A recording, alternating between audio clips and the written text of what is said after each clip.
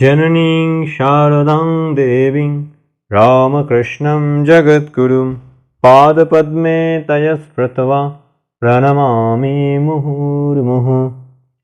নমস্কার। আজ আমাদের শ্রী শ্রী সপ্তশতী চণ্ডী তত্ত্ব শাস্ত্রার্থ ও তাত্ত্বিক আলোচনা দশম পর্ব।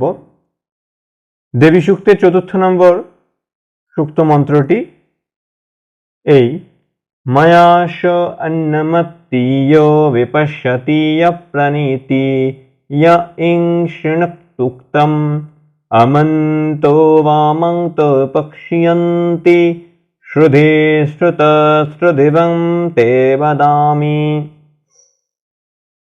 এখন ঋগ্বেদের অন্তর্গত দেবী সূক্তের এটি ৪র্থ মন্ত্র।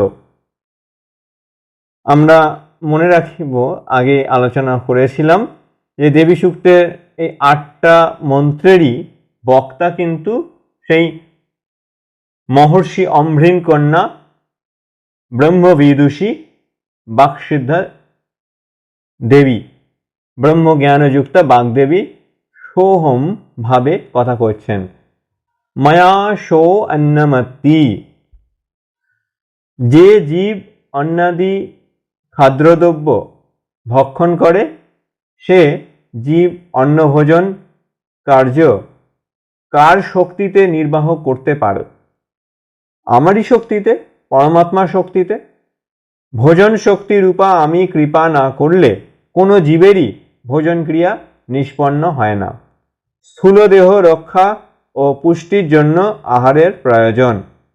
অন্ন এই শব্দের অর্থ আহার্য দ্রব্য। স্থূল দেহ রক্ষা হলে সূক্ষ্ম দেহ বা মন প্রভৃতি সুস্থ থাকে। আহারের দ্বারা দেহের ও মনের পুষ্টি সাধন হয়। দেহ থাকিলে তবে মন ধ্যান ধারণাদি তপস্যা করতে পারে। সেই জন্য উপযুক্ত আহারের দ্বারা শরীরকে রক্ষা করা হয়ে থাকে। ধর্মকর্ম করবার উপায় হচ্ছে সুস্থ সবল দেহ। ওই জন্য উপনিষদে আছে, একটি মন্ত্রে আছে যে সুস্থ সবল দেহ যে ধর্মকর্মের উপায়, তাই। সুতরাং আহারের দ্বারা ধর্মসাধন দেহকে অগ্রে সুস্থ রাখিতে হবে। এবং কালিদাসের কুমার সম্ভব কাব্যে তপক্লিষ্ট উমা দেবীকে ব্রহ্মচারী বেশে ভগবান দেবাদিদেব মহাদেব বলছেন যে শরীরম আদ্য খলু ধর্ম সাধনম। এখন আহার করবার শক্তি জীবের নিজের নাই। যে আহারের ফলে স্থূলদেহ রক্ষা ও সূক্ষ্মদেহ পুষ্ট হইবে, সেই আহার কার্য জীবের প্রতি কৃপা পরবশ হয়ে সচ্চিদানন্দ স্বরূপ পরমাত্মা আমি নির্বাহ করে থাকি। কতকাল হতে আমি অসহায় জীবের জন্য তার সকল ভোজন কার্য যে নির্বাহ করছি তা জানো? অনাদিকাল হতে আমার জীবের প্রতি এই কৃপা বর্ষিত হয়ে আসছে। সৃষ্টির বয়স কত, যত আমার কৃপারও ততদিন। এই জন্য আমার এই কৃপাকে অহেতুকী বা স্বাভাবিকই কৃপা বলে। আমি জীবের আহার ক্রিয়ার মধ্যেও আছি। যখন আমি সর্বত্র বিরাজ করি তখন আহার কর্মেতেও আমি থাকবো না কেন? এই সৃষ্টি আমারই। জীবজগতের মধ্যে প্রতি অণু পরমাণুতে আমিই আছি। সুতরাং জীবের সকল কর্মের মধ্যে আমি আছি। শুধু আছি না, এমন ওতপ্রোতভাবে আছি, এমন ভাবে আছি যে আমি না থাকলে কোনো কর্ম হতেই পারে না। যদি জীব থাকে এবং তাহার সম্মুখে আহারও থাকে, কিন্তু ভোজন শক্তি আমি না থাকলে সে কি করে গ্রহণ করবে অন্ন? এবং ভোজন ক্রিয়া বন্ধ হলে জীবের অন্নময় দেহের ক্ষয় ও পতন হয় এবং সঙ্গে সঙ্গে তার সূক্ষ্ম দেহেরও শক্তি হ্রাস পায়। এই জন্য শ্রীমদ্ ভাগবত গীতায় ভগবান স্বয়ং বলছেন, অহং বৈশ্বানরো ভূত্বা প্রাণিনং দেহমাশ্রিতা প্রাণ প্রাণ সমাযুক্ত পচম অন্নম চতুর্বিধম। এটা ৫ম অধ্যায় শ্লোক। ভগবান শ্রীকৃষ্ণ পরমাত্মা ভাবে অর্জুনকে বলছেন যে আমি জঠরাগ্নি হয়ে প্রাণীগণের দেহে প্রবেশ করে প্রাণ অপানাদি বায়ুতে সংযুক্ত হয়ে প্রাণীগণের ভুক্ত চর্ব চুষ্য লেজ্জ পেয় এই চতুর্বিধ অন্ন পরিপাক করি। ছান্দোক্য উপনিষদে দেবর্ষি নারদ ও সনত কুমারের যে সংবাদ খণ্ডে আমরা দেখতে পাবো যে সেখানে আছে সনত কুমার হচ্ছেন বক্তা এবং দেবর্ষি নারদ হচ্ছেন শ্রোতা।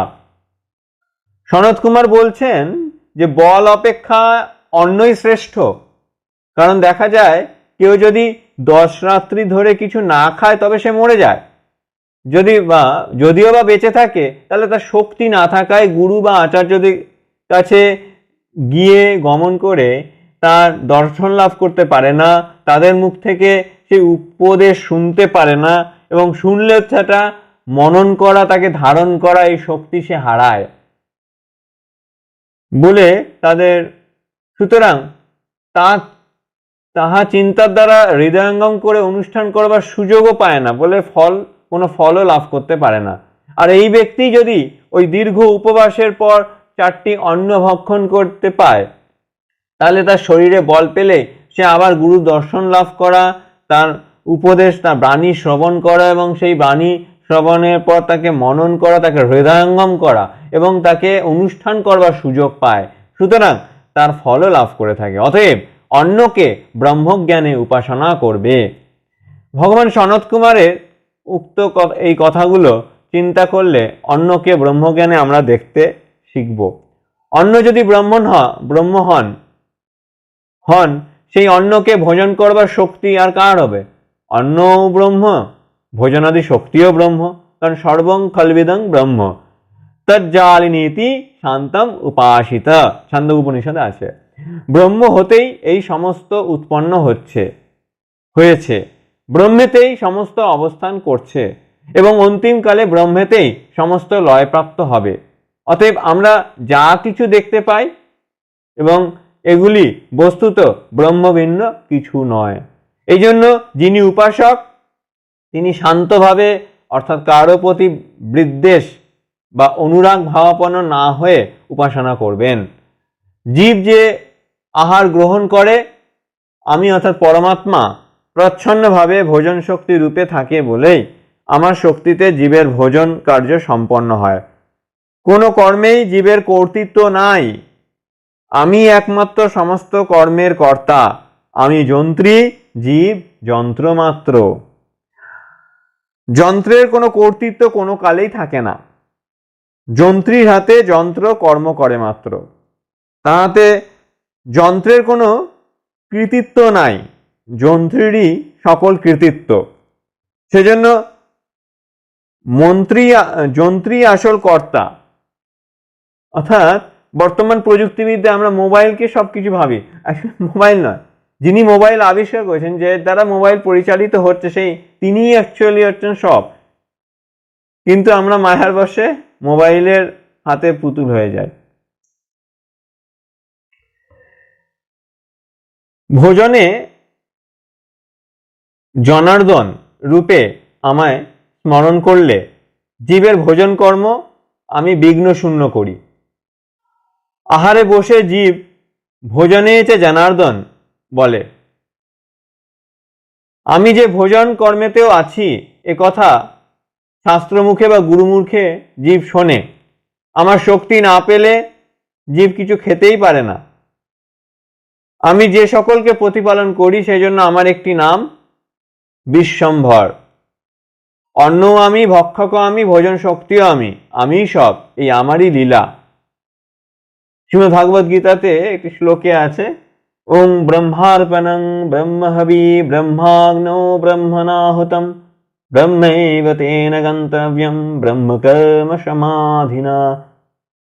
এটি আমাদের সমস্ত রামকৃষ্ণ মঠ ও মিশনের শাখায় ভোজন বা প্রসাদ গ্রহণের পূর্বে এই মন্ত্র বলা হয়ে থাকে এবং সমস্ত সাধু সমাজেও গীতার 15দশ অধ্যায় এবং তারপরে এই শ্লোকটি বলা হয়ে থাকে।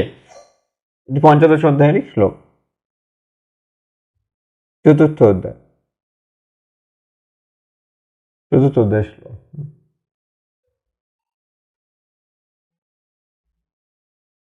তো অন্নও আমি, ভক্ষকও আমি, ভোজন শক্তিও আমি সব, এই আমার লীলা। বিপশ্যতি, জীবের দর্শন কার্য আমার দ্বারাই নিষ্পন্ন হয়। চর্মচক্ষুতে জীব দর্শন করে, কিন্তু কার শক্তিতে চোখ দেখতে পায়? সেই পরমাত্মারই শক্তিতে। কেনোপনিষদে আছে যে ব্রহ্মকে চর্মচক্ষু দ্বারা দেখতে পাওয়া যায় না, বরং চক্ষু দেখিবার যে শক্তি ব্রহ্ম হতে চক্ষু লাভ করে, সেই চক্ষু দেবতা সূর্য, আধিকারিক দেবতার কৃপা না হলে জীবের কর্মেন্দ্রিয় বা জ্ঞানেন্দ্রিয় কোনো কার্য করতে পারে না। মৃত্যুর সময় সূর্য চক্ষুকে ত্যাগ করে চলে যায়, সেই জন্য জীব চোখে আর দেখতে পায় না এবং নিকটে আসিলেও পরিচিত লোককে চিনতে পারে না। যে শক্তির দ্বারা জীব দর্শন করে, সেই শক্তিটি মৃত্যুর সময় চলে যায়। এখন সূর্য, চন্দ্র প্রভৃতি তেজময় পদার্থগুলির যে তেজ বা দীপ্তি কোথা থেকে আসলো? একমাত্র এই পরমাত্মা হতেই সকল তেজের উৎপত্তি। সূর্যের বা চন্দ্রের নিজের কোনো দীপ্তি নাই। যিনি সমস্ত বস্তুর প্রকাশক, সেই সূর্যদেবও আত্মভূত ব্রহ্ম পদার্থকে প্রকাশ করতে পারে না। সূর্যাদি যত কিছু দীপ্তিমান বস্তু আমরা প্রত্যক্ষ করি, এই সকলগুলি নিয়ত প্রকাশমান সেই আত্মার প্রকাশেই প্রকাশিত। পরমাত্মার প্রকাশ শক্তিতে সূর্যাদি দীপ্তির দ্বারা সমস্ত বস্তুকে আলোকিত করে। তাই উপনিষদে আছে, বলছেন, না তত্র সূর্য ভাতি না চন্দ্র তারক নেমা বিদ্যুৎ ভান্তি কুতয়াগ্নি তমেব ভাস্তর অনুভাতি সর্ব তস্য ভাষা সর্বমিদম বিভাতি। অর্থাৎ বহির্চক্ষু দ্বারা দর্শন কার্য যেমন পরমাত্মার শক্তিতে সম্পন্ন হয়, অন্তর্দৃষ্টিও সেরূপ পরমাত্মা কৃপায় হয়ে থাকে। জ্ঞান নেত্র বা দিব্য চক্ষু জীবের আপনা আপনি জন্মায় না, পরমাত্মাই জীবকে দিব্য দৃষ্টি প্রদান করেন। মহাভারতে আমরা লক্ষ্য করলে দেখতে পাই যে ভগবান সঞ্জয় বলছেন, দিব্য দৃষ্টি লাভ করেছেন, ধৃতরাষ্ট্রের কাছে সব ব্যাখ্যা করছেন এরকম। বা ভগবান স্বয়ং অর্জুনকে দিব্যচক্ষু প্রদান করলেন এবং তার সেই বিশ্বরূপ তার কৃপাতেই, অর্থাৎ সেই পরমাত্মাই কৃপাদান করলেন দিব্যচক্ষু দিয়ে, এবং এই দিব্যচক্ষুতে দর্শন করার শক্তিও সেই পরমাত্মাই দিলেন, এবং তিনিই তার সেই স্বরূপ দেখাচ্ছেন এবং বোঝার জন্য সেই শক্তি সেই পরমাত্মাই দিচ্ছেন। পরমাত্মাই জীবকে দিব্য দৃষ্টি প্রদান করেন। তাই একাদশ অধ্যায় আমরা দেখতে পাবো অর্জুন বিশ্বরূপ দেখবার জন্য ভগবান তাকে জ্ঞানচক্ষু দিয়েছিলেন। না তু মাং চক্ষসে দ্রষ্টুম অনেনৈব চক্ষুষা দিব্যং দদামিতে চক্ষু পশ্যমে যোগমৈশ্বরম। এটা একাদশ অধ্যায়। জীবকে জ্ঞানচক্ষু দ্বারা কিছু দেখতে হলে পরমাত্মা শক্তির সাহায্য ও কৃপা ব্যতীত সেই অন্তর্দর্শন কার্য হতে পারে না। অন্তরে ও বাইরে সূক্ষ্মভাবে ও স্থূলভাবে জীব যা কিছু দেখতে পায়, একমাত্র পরমাত্মার সেই স্বাভাবিকই বা অহেতুকী কৃপা পরবশ দ্বারাই সিদ্ধ হয়। ভগবানের কি অদ্ভুত করুণা যে এই অন্তর্দৃষ্টি সম্পন্ন সাধক চক্ষুর মধ্যেও সেই পরমাত্মারই সন্ধান পান। সান্ধ্যকোপনিষদে বলছেন যে ইয়া এষ ক্ষিণে পুরুষে দৃশ্যত এষ আত্মেতি ইত্যাদি। এই আচার্য বললেন যে যাদের দৃষ্টি বাইরের বিষয় হতে নিবৃত্ত হয়ে অন্তর্মুখী হয়েছে, তারা নয়নের মধ্যে যে পুরুষকে অবলোকন করে থাকেন তিনি আত্মা। এই আত্মা অমৃত বলে এর মরণের ভয় এতটুকুও নাই। ইনি আবার ব্রহ্ম। আচার্য উপকৌশলকে এইরূপেই উপদেশ দিয়ে আবার বলতে লাগলেন যে নির্লেপ সঙ্গহীন আত্মা এই নয়নের মধ্যে অবস্থান করেন বলেই যদি কেহ এতে ঘৃত কিংবা জল নিক্ষেপ করে, তবে তা ইহার সহিত সংশ্লিষ্ট না হয়ে একেবারে চোখের পাতা দুটোর মধ্যে চলে যায়। বিবেকীরা বিবেকী লোকেরা নয়ন অভ্যন্তরবর্তী এই পুরুষকে সংয়দবাম বলে থাকেন, কারণ এই বিপুল বিশ্বের শুভ কর্মগুলো এতেই আশ্রয় করছে। যিনি এই পুরুষকে পূর্বোক্ত গুণে গুণবান ভেবে তার উপাসনা করেন, জগতের শুভ কর্মগুলো তাকেই আশ্রয় করতে থাকে। শুভ কর্মের ফলগুলো ইনি সকলকে বিভাগ করে দেন বলে তত্ত্বদর্শীরা একে বামনী বলিয়ে থাকেন। বামনী সেই রূপে আবার এরই জ্যোতিতে সমস্ত বস্তু জ্যোতির্ময় হয়ে দীপ্তি পাইছে, তাই জন্য একে ভামনী বলে। উপাসক দিগের মধ্যে যারা এই দুইটি গুণে গুণবান ভেবে তার উপাসনা করেন, তারা নিজেরাও সেই গুণে গুণবান হয়ে থাকেন। তাই কেনোপনিষদে বলছেন চক্ষুষে চক্ষু, পরমাত্মা চক্ষুর চক্ষু, চক্ষু রূপকে প্রকাশ করে। চক্ষুর এই যে রূপ গ্রহণের সামর্থ্য তা আত্মারই। আত্মার সাথে সংযোগ না থাকলে চোখ দেখতে পায় না। আত্মার শক্তিতেই চক্ষু দর্শন করবার শক্তি পায়। সাধারণ জীব ভ্রমে পড়ে ভাবে যে চোখ দেখে, তা নয়। কিন্তু তত্ত্বদর্শী যারা, তারা জানিতে পারেন যে বা দেখেন যে চক্ষুর দৃষ্টিশক্তি চক্ষুতে নাই, কিন্তু জীবের আত্মচৈতন্যে অধিষ্ঠিত।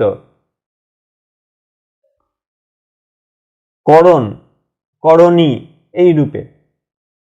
ইয়াহ প্রাণীতি পরবর্তী শব্দ আছে, যে জীব শ্বাস প্রশ্বাস ত্যাগ ও গ্রহণ করে, তার উক্ত শ্বাস প্রশ্বাস কার্য আমার অর্থাৎ এই পরমাত্মা দ্বারাই নির্বাহিত হয়। আমি জীবের প্রাণ ধারণের উপায় স্বরূপ। শ্বাস প্রশ্বাস রূপ প্রাণান ক্রিয়াকে অজপা বলে। এই অজপা জপি বহির প্রাণায়াম রূপে জীবের আয়ু। জীবের নির্দিষ্ট সংখ্যক অজপাজপ পূর্ণ হলে তার দেহত্যাগ হয়। শ্বাস প্রশ্বাস কার্য জীবের বুদ্ধিপূর্বক করতে হয় না, ভগবানের কৃপায় অজপাজপ নিত্য চলিতেছে। হংস মন্ত্রে অজপাজপ চলে। জীবের শ্বাস প্রশ্বাস কার্য পরমাত্মারই শক্তিতে চলে। জীবের প্রাণ শক্তি তিনি। আমি যে শ্বাস প্রশ্বাস কর্মে আছি, এটা জীব কখন বুঝতে পারে? যখন হংস মন্ত্রে সিদ্ধ হয়ে জীব যখন সোহম হয়ে যায়, তখন দেখতে পায় যে ভগবানের শক্তিতেই জীবের শ্বাস প্রশ্বাস কার্য চলছে। তিনি প্রাণ অপান বায়ুমূর্তিতে প্রকাশিত হয়ে জীবকে বাঁচিয়ে রাখেন। যোগশাস্ত্রে এই অজপা মন্ত্রের বা বহির্প্রাণায়ামে বিশেষ তথ্য আছে। বেদে দুই প্রকার প্রাণের কথা আছে, একটা গৌণ প্রাণ, একটা মুখ্য প্রাণ। শ্বাস প্রশ্বাসকে এই জন্য গৌণ প্রাণ বলে, আত্মাকে বা চৈতন্যকে মুখ্য প্রাণ বলে। ছান্দোক্য উপনিষদে এই প্রাণকে ব্রহ্ম বলে উপাসনার কথা আছে। প্রাণ যদি ব্রহ্ম হন, তবে দুই প্রকার প্রাণী ব্রহ্ম। সেই জন্য শ্বাস প্রশ্বাস কর্ম জীবের নিজের নয়, সেই পরমাত্মারই। কেনোপনিষদে এই জন্য বলছেন যে ব্রহ্ম প্রাণের প্রাণ। সয়ু প্রাণস্য প্রাণঃ, প্রাণের প্রাণ শক্তি আত্মা। শ্বাস প্রশ্বাস ক্রিয়াকে প্রাণন ক্রিয়া বলে। এই শ্বাস প্রশ্বাস বা এই প্রাণন ক্রিয়া আত্মারই। পরমাত্মায় জীবকে প্রাণন ক্রিয়া রূপে বাঁচিয়ে রেখেছেন। পরমাত্মার শক্তি দিয়ে কৃপা না করলে, তার এই সেই অহেতুকী বা স্বাভাবিকই কৃপা পরবশ না হলে জীব শ্বাস প্রশ্বাস ফেলতে পারত না। যে শ্বাস প্রশ্বাসের উপর জীবের জীবন নির্ভর করে, সেই শ্বাস প্রশ্বাস কার্য জীব পরমাত্মা ব্যতীত অন্য কারো শক্তিতে সম্পন্ন করতে পারে না। সুতরাং যে জীব প্রাণ ধারণ করে আছে, তার সেই প্রাণ শক্তি পরমাত্মার শক্তি ব্যতীত আর কিছুই নয়। যোগীরা এই তত্ত্বটি ভালোভাবে বুঝতে পারেন এবং জীব হং মন্ত্রে শ্বাস গ্রহণ করে এবং শ্বাস গ্রহণের সময় হং শব্দের ন্যায় সেটি ছাড়ে। এইভাবে শ্বাস ত্যাগ করবার সময়তেও শাহ শব্দ হয় এবং প্রাণায়ামের দ্বারা এই মন্ত্র হংস মন্ত্রে, অজপা মন্ত্রে শ্বাস প্রশ্বাস নিয়ন্ত্রিত করে। যোগীরা প্রাণের আয়াম বা বিস্তার করে এবং এটি খুবই কম সময়ের ব্যবধানে এই ক্রমাগত হতে থাকে, যে আমাদের সাধারণভাবে এটা ধরা যায় না। একে ধরতে ওই জন্য যোগী যোগশাস্ত্রে এটি তিনি মনকে একাগ্র করতে করতে তবেই তিনি এই হংস মন্ত্রে সোম ভাবে এই হংস মন্ত্র প্রাণায়াম বিস্তার করতে পারেন। হংস যখন বিপরীত গতি হয় তখন সোম ভাবে পরিণত হয়, তখনই জীব অজপা মন্ত্রে সিদ্ধ হয়। এই অজপাই হচ্ছে ব্রহ্ম। সুতরাং জীবের শ্বাস প্রশ্বাস রূপ যে প্রাণন ক্রিয়া তা পরমাত্মার শক্তিতেই নিষ্পন্ন হয়ে থাকছে। আর এক প্রকারের সাধনা আছে, তাকে শ্বাসে শ্বাসে জপ বলে। যেমন যেখানে শ্বাস প্রশ্বাস কর্মের সঙ্গে সাধক ইষ্ট মন্ত্রকে উচ্চে নিচে নিয়ে যায়, বীজ মন্ত্রকে শ্বাস প্রশ্বাসের সঙ্গে মিশিয়ে দিয়ে সাধক জপ অভ্যাস করে। এই প্রকার সাধনার কৌশল অত্যন্ত গুহ্য কথা, কেবলমাত্র গুরুগম্য। পরবর্তী আসছে শৃণোতি। জীব যে কান দিয়ে শোনে, কথা শ্রবণ করে, এই শ্রবণ কার্য পরমাত্মার শক্তিতে সম্পন্ন। আমি জীবের শ্রবণ শক্তির স্বরূপিণী। আমার কৃপা না হলে জীবের শ্রবণ কার্য সফল হতো না। বেদে বলেন যে ব্রহ্ম শ্রোতস্য শ্রোত্রম কেনোপনিষদে, কানেরও কান। অর্থাৎ জীবের শ্রবণ কার্য সেই পরমাত্মার স্বাভাবিকই কৃপা পরবশ দ্বারাই হচ্ছে। জীব কান দিয়ে শুনে, কিন্তু কান কাহার শক্তিতে শোনে? জীব কি নিজের শক্তিতে শুনতে পারে কখনো? কখনোই না। কর্ণ ইন্দ্রিয়ের নির্মাতা জীব নহে, শ্রবণ শক্তির স্রষ্টাও জীব নয়। জীবের যে আত্মা, এর স্রষ্টাও জীব নয়। পঞ্চ কর্মেন্দ্রিয়, পঞ্চ জ্ঞানেন্দ্রিয়, স্থূল দেহ, সূক্ষ্ম দেহ, এই সকলই স্রষ্টাই হচ্ছেন সেই ভগবান। যোগশাস্ত্রে বহু দূরের শব্দ শ্রবণ একটা বিভূতি বলে গণ্য করা আছে। সুতরাং যে সাধক যোগের সাহায্যে অতি দূরের শব্দ শুনতে পায়, তার সেই সূক্ষ্ম শ্রবণ শক্তি পরমাত্মার কৃপা পরবশ সে বিকশিত হয়ে সাধন মার্গে থাকলে মেঘ গর্জন, সমুদ্র গর্জন, বংশীর ধ্বনি, নূপুর ধ্বনি, শঙ্খধ্বনি, হুঙ্কার ধ্বনি, অট্টহাস্য প্রভৃতি এরকম অনেক প্রকারের শব্দ সাধক তার ইষ্ট দেবতার কৃপায় শুনতে পায়। অতীন্দ্রিয় পদার্থের দর্শন ও অপ্রাকৃত শব্দ শ্রবণ সাধকের ভাগ্যে হয়ে থাকে।